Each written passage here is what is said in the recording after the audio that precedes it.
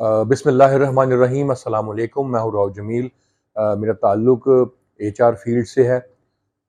एक आजकल बड़ा अहम इशू उठा हुआ है और मैंने सोचा कि उस पे मैं बात करूँ।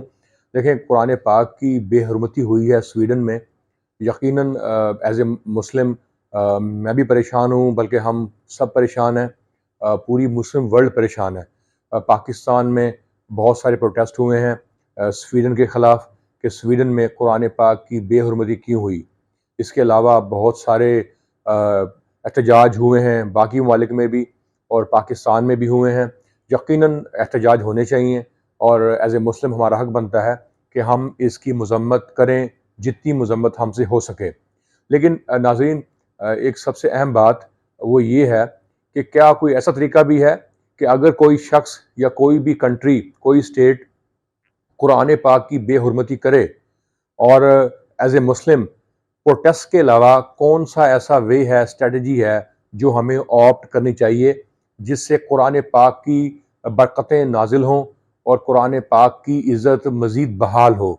तो मैं एक रिक्वेस्ट करना चाहूँगा, I would urge to everyone, यकीनन हम प्रोटेस्ट करें, प्रोटेस्ट करना चाहिए।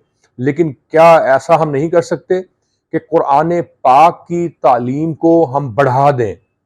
कुरान पाक को पढ़ना, इसमें हम इजाफा कर दें। यानी फॉर एग्जांपल, अगर हम पहले एक महीने में एक पारा पढ़ते थे, अगर हम पहले एक दिन में एक सूरत पढ़ते थे, क्यों ना इसको हम मज़ीद बढ़ाएं, कुरान पाक की तालीम में इजाफा करें, घर घर में कुरान पाक पढ़ें, पढ़ाएं, इसकी हम तबलीग करें, दूसरों को कुरान पाक को सिखाएं। तो अगर कुरान पाक को जितना हम फैलाएंगे, जितना पढ़ेंगे, तो मैं ये समझता हूँ कि इससे अच्छा एहतजाज नहीं है एज ए मुस्लिम।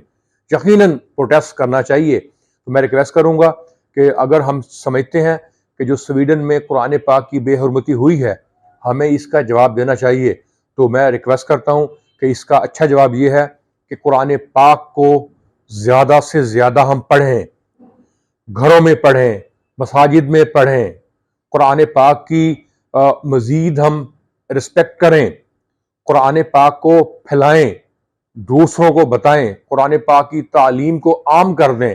तो इससे बड़ा मैं समझता हूँ प्रोटेस्ट का वे नहीं है।